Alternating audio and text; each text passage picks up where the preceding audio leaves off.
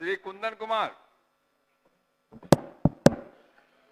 अध्यक्ष महोदय, मैं प्रस्ताव करता हूं, यह सभा राज्य सरकार से अभिस्ताव करती है कि वह बिहार राज्य के प्रथम मुख्यमंत्री बिहार केसरी स्वर्गीय श्री कृष्ण सिंह जी को राष्ट्र निर्माण में अहम योगदान रहा।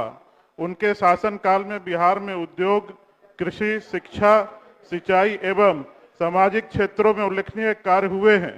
अतः बिहार सरकार स्वर्गीय श्री कृष्ण सिंह जी को भारत रत्न से सम्मानित करने हेतु भारत सरकार से सिफारिश करे। माननीय मंत्री। माननीय अध्यक्ष महोदय, देश एवं राज्य के विकास में महत्वपूर्ण योगदान देने वाले महानुभावों को भारत रत्न से सम्मानित करने हेतु गृह मंत्रालय भारत सरकार को अनुशंसा भेजी जाती है। बिहार के प्रथम मुख्यमंत्री बिहार केसरी स्वर्गीय श्री कृष्ण सिंह को भारत रत्न प्रदान किए जाने हेतु संप्रति प्रस्ताव विचाराधीन नहीं है। माननीय सदस्य अपना संकल्प वापस लेना चाहते हैं। अध्यक्ष महोदय, हम ऐसे व्यक्तित्व के बारे में बात कर रहे हैं जिन्होंने न कि केवल आजादी की लड़ाई में अहम योगदान दिया, बल्कि वो सामाजिक उत्थान के लिए, हम सबको मालूम है कि देवघर का मंदिर जिनको अछूत कहा जाता था उनके लिए बंद कर दिया गया था, उसको खुलवाने का काम श्री बाबू ने किया। बिहार में औद्योगिकरण, ठीक है झारखंड चला गया, लेकिन अभी भी बेगूसराय का IOCL रिफाइनरी फर्टिलाइजर इसका जीता जागता उदाहरण है।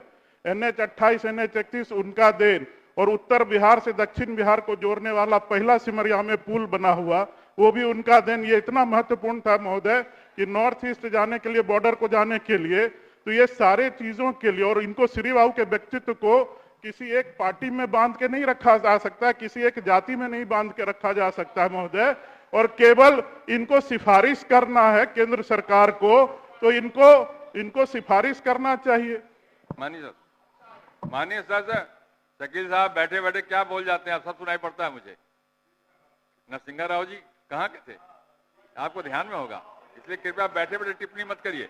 माननीय सर, माननीय मंत्री ने कहा है कि अभी प्रस्ताव विचाराधीन नहीं है, लेकिन आगे नहीं विचार होगा ऐसा नहीं कहा है, इसलिए आपसे आग्रह है कि अपना संकल्प वापस ले लें। अध्यक्ष महोदय, श्री बाबू के समय बिहार 5 सबसे विकसित राज्यों में आता था, जो अभी तक का रिकॉर्ड है।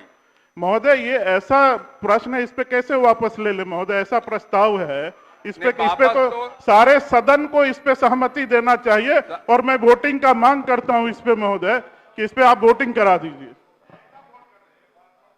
मेरा आग्रह होगा वापस ले लीजिए। अध्यक्ष देखिए, मेरी बात सुनिए, वोटिंग कराने पर रिजेक्ट अगर होता है तो फिर सरकार विचार नहीं करेगी, लेकिन वापस लेंगे तो सरकार के पास विचार महोदय कम से कम आपके माध्यम से आश्वासन हो जाए कि आगे विचार करके उसको प्रस्ताव भेजेंगे केंद्र सरकार को, सिफारिश करेंगे। सरकार जब भी किसी के नाम का विचार करेगी, भेजने की जरूर इस नाम का विचार करेगी। आपके इस बात के बाद मैं अपने प्रस्ताव वापस लेता हूँ। श्री आलोक रंजन।